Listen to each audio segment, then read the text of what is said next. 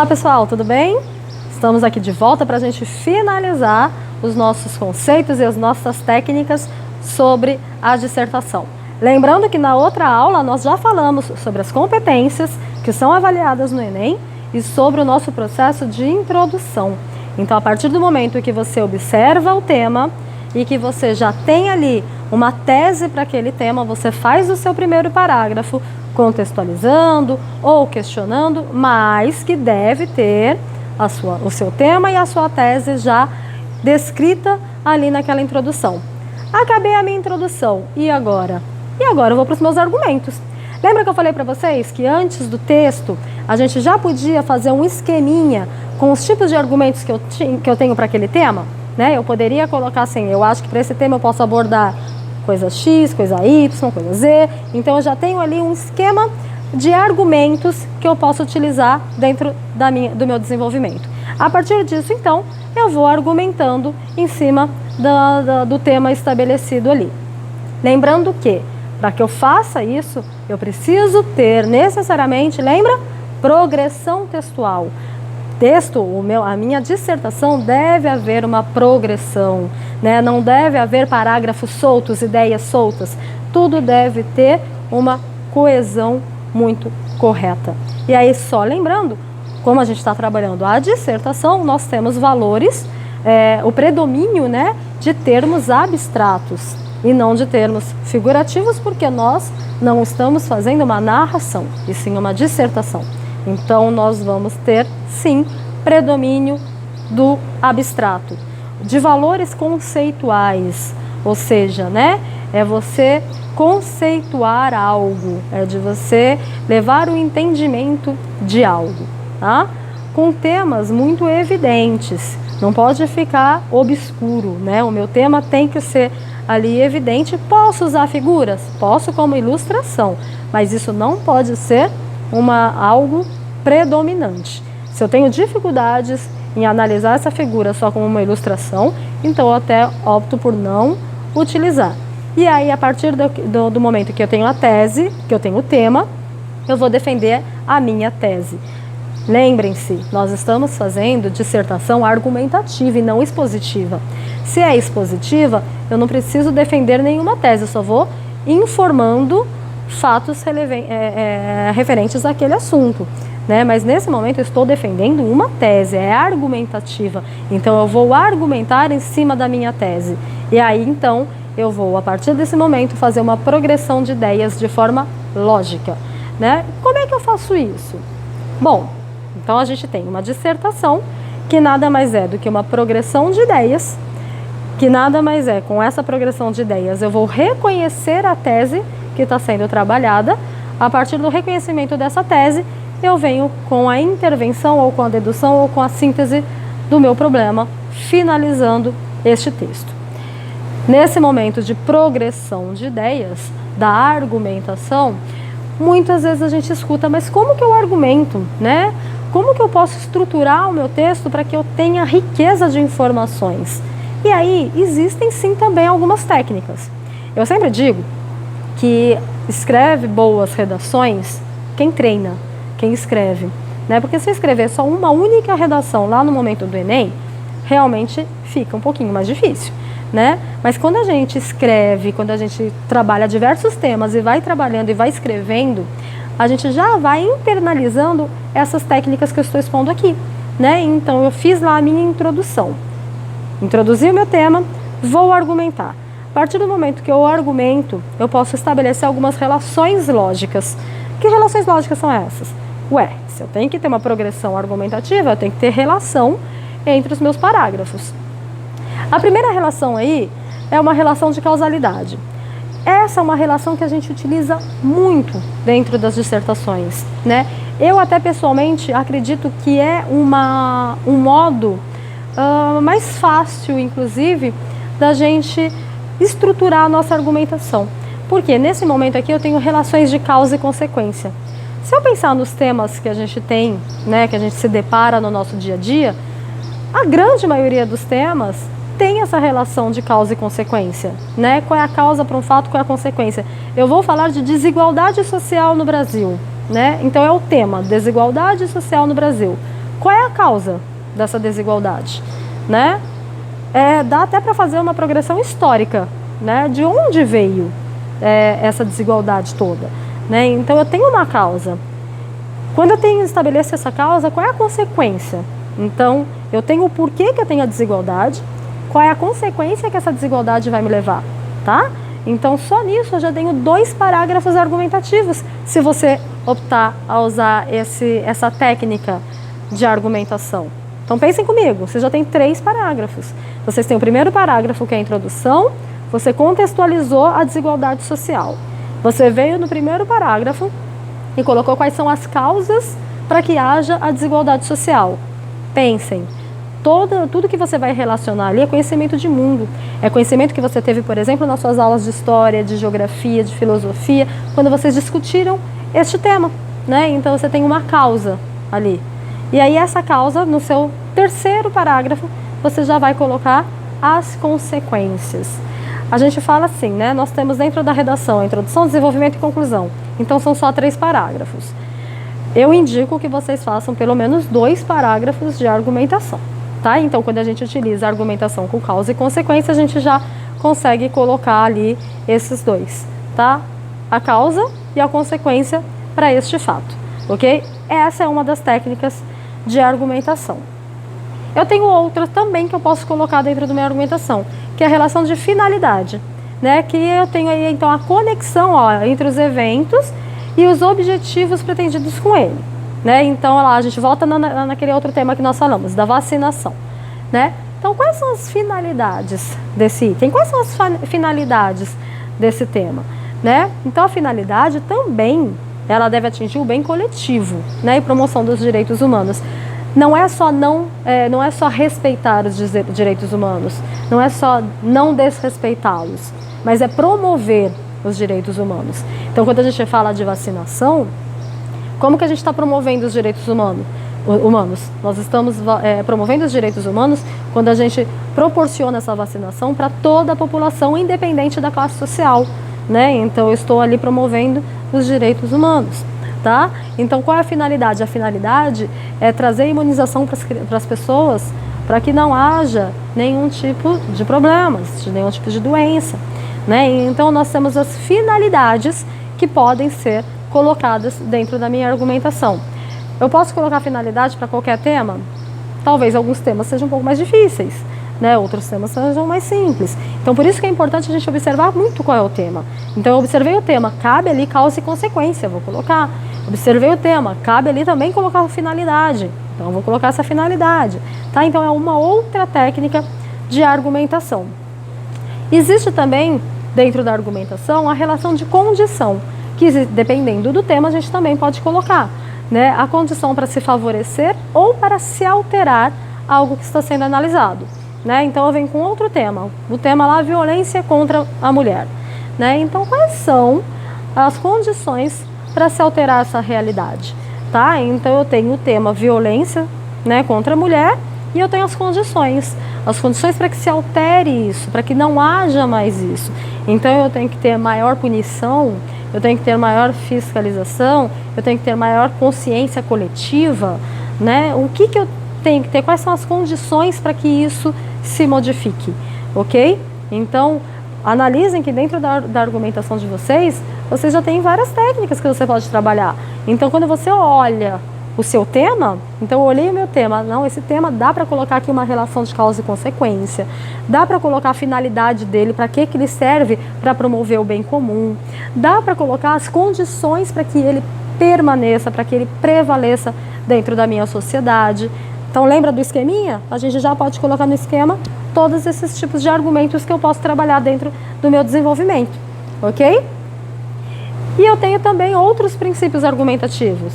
Eu tenho relação de comparação, né? Então, eu vou estabelecer esses paralelos, eu vou fazer uma analogia, né? Que pode ter uma conclusão similar ou enfatizar contrastes? Pode.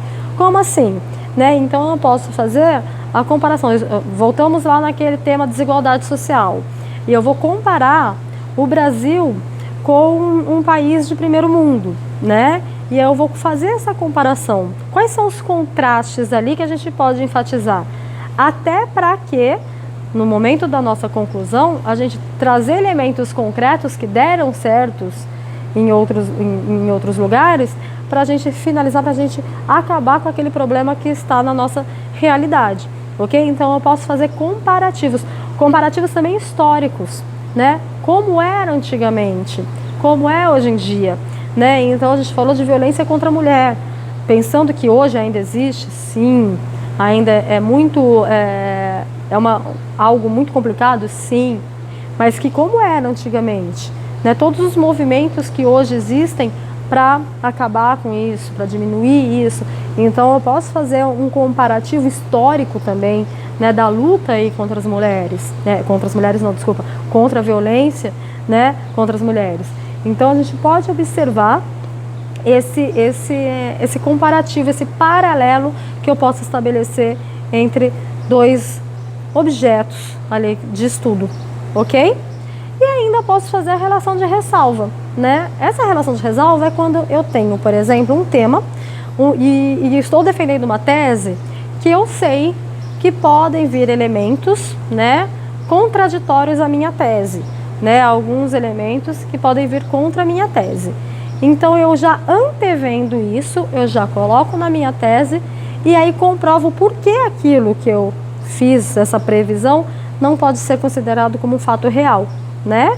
Então até olhando aí os slides, olha só, a gente coloca assim, eu faço essa articulação das ideias em dois movimentos. Então, como assim? No primeiro momento, eu vou apresentar os dados que levam considerações contrárias à tese defendida, né? Então, quais são os elementos que podem ser colocados contra a minha tese? Ok. A partir disso, nesse segundo momento, eu vou reconsiderar esses argumentos expostos, levando então à luz da razão, que é o momento da reafirmação. Eu utilizo muito nessa relação de ressalva os conectivos embora, né? Mesmo que, né? Embora mesmo que nada mais é do que uma concessão aí, uma ressalva, né? Então, embora aconteça isso, né? É assim, né? Então eu coloco essa oposição dentro da minha argumentação, sabendo que possivelmente alguém pode me contradizer em algum ponto. Então eu já mostro que esse ponto não pode ser levado em consideração, ok? Então utilizando muito esse embora. Então analisem, nós temos ali alguns critérios que a gente pode utilizar na nossa argumentação, hein? Então eu posso fazer uma comparação, eu posso fazer uma ressalva, eu posso criar condições para que algo aconteça, eu posso ter finalidade para algo, ou eu posso apresentar as causas e as consequências daquele tema. E ainda dentro da argumentação eu posso tecer alguns tipos de comentários, né? Que é o comentário, por exemplo, por tradução. O que é o comentário por tradução? É destacar os sentidos implícitos, é apresentar conceitos, né? Então, quando eu apresento conceitos, eu estou traduzindo algo, né? Então, eu estou apresentando conceitos sobre aquilo. Quando eu falo da vacinação, eu apresento conceitos do que é a vacinação, do que é a vacina, né? Como ela é realizada, né? Qual é o processo de validação de uma vacina. Isso eu estou trazendo conceitos. Então, eu estou traduzindo um conceito. São comentários bastante pertinentes também dentro de uma redação, tá? Tenho que ter clareza na minha argumentação, né? Eu não posso me mostrar muito confuso, né? Eu tenho que ter clareza e objetividade, né? Para que todos entendam aquilo que eu estou falando, tá? Então é um tipo de comentário, é a gente conceituar algo, ok? Um outro tipo de comentário é a gente quantificar algo, né? Então eu apresento dados da realidade a fim de sensibilização, né? Para mostrar a dimensão do problema. Nada mais é do que argumento baseado em provas concretas. O que é um argumento baseado em provas concretas? Quando a gente apresenta estatísticas, números, né? Lembrando que eu não posso inventar os números, né, gente? Eu não posso falar que 90% da população é assim, é assado. Não posso, né? De onde veio isso? Qual é a margem? Qual é a fonte que nos trouxe essa informação, ok? Então nós precisamos também ter esse certo cuidado. Posso copiar algo do texto de apoio? Não é indicado que a gente copie nada do texto de apoio, tá? Então por isso que o comentário por quantificação baseado em provas concretas é somente quando você tem muita certeza de fato, quando você tem uma fonte confiável. Aí você utiliza esse argumento, ok? quando a gente fala de números, mas quando eu falo de dados científicos, que estão aí comprovados, ok, também poderia ser utilizado. Então, quando a gente pensa nessa progressão lógica do nosso texto, nós nada mais é do que eu pensar que eu tenho um tema, a partir desse tema eu tenho que defender essa tese, a partir da tese eu vou apresentar então os meus argumentos e com os argumentos eu faço a minha proposta de intervenção. Veja que então eu tenho sempre essa progressão. Tenho o tema, defendo a tese, para defender a tese eu preciso ter argumentos e para finalizar o meu texto eu preciso fazer a intervenção do meu problema. Sempre assim, ok? E aí eu tenho uma introdução, já argumentei, já coloquei aqueles dados todos que eu tenho e aí eu vou concluir. Lembrando que a conclusão ela vem de acordo com a progressão do texto. Eu não posso também apresentar uma conclusão que nada tem a ver do que eu falei anteriormente. Então a minha conclusão tem que estar focada no que eu falei, no que eu apresentei, no que tem dentro do texto. Então por isso que a gente usa, quando a gente fala de conclusão, a gente fala desses 4 quesitos que são básicos para concluir um texto. Primeira coisa, inferência. Ou seja, a conclusão ela pode ser inferida pelos dados apresentados, né? Tiveram dados apresentados ali que pode se levar então em consideração aquela conclusão.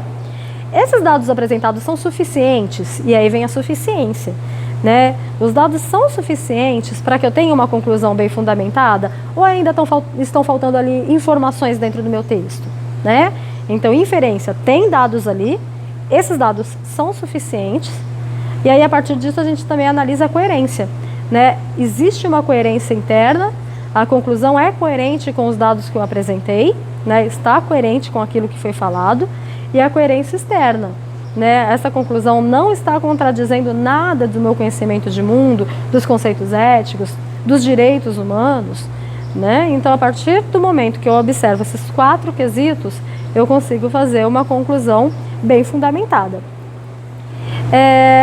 E essa conclusão, né, a gente vai chegar ali, mas eu sempre falo, dentro do Enem, sempre foquem na intervenção do problema.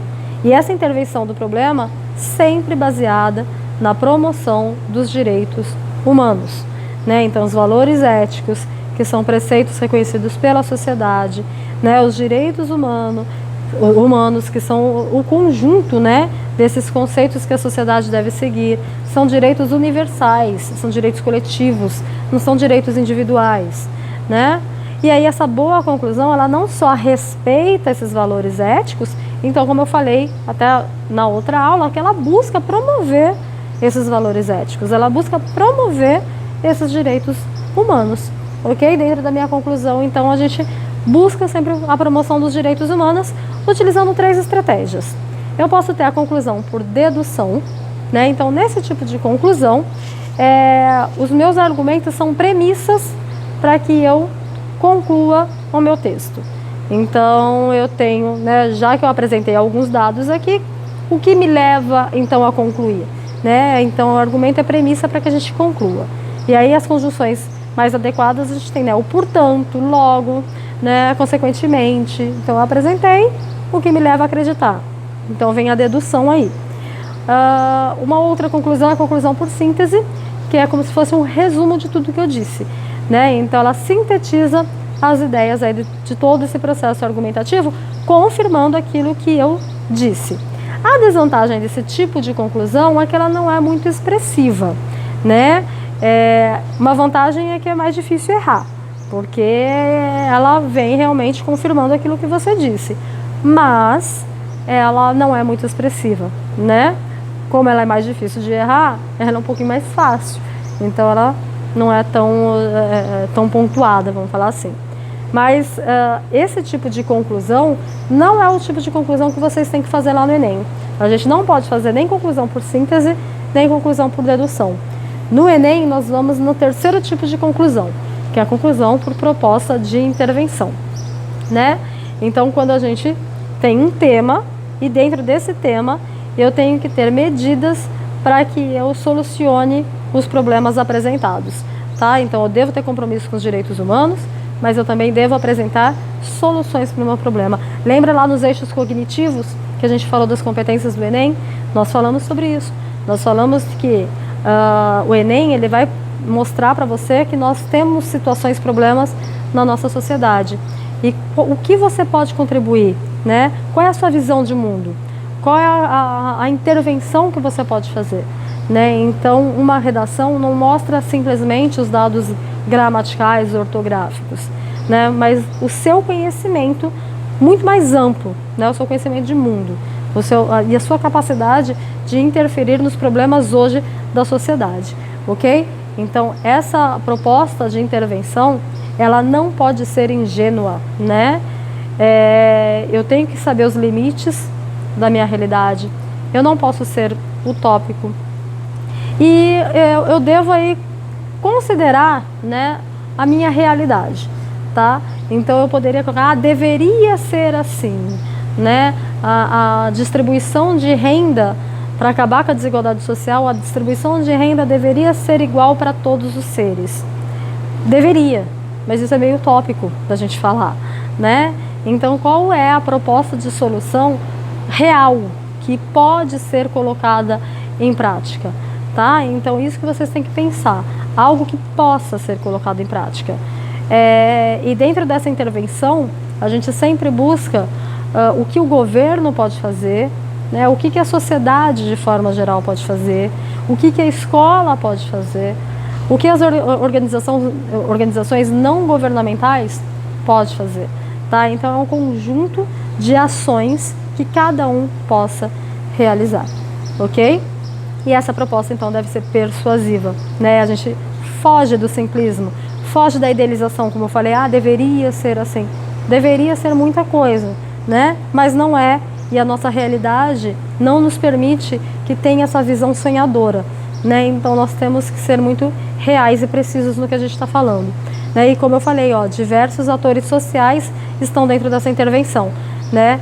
Então as organizações civis, religiosas, famílias, indivíduos, né? E eu posso até me basear em exemplos reais que foram bem-sucedidos e que possa ter valido a pena e que eu posso colocar dentro da minha conclusão, ok? Trazendo essa solução aí para o problema, ok? Então, analisando e sabendo toda a nossa estrutura dissertativa, argumentativa, as nossas dicas finais para que vocês fiquem ligados, fiquem atentos, gerenciem o tempo de produção de redação de vocês, né? Gerenciem o tempo. Nós não temos lá 4 horas para fazer uma redação, né? Nós temos 1 hora, 1h30, né? Então prestem atenção no tempo de vocês, ok?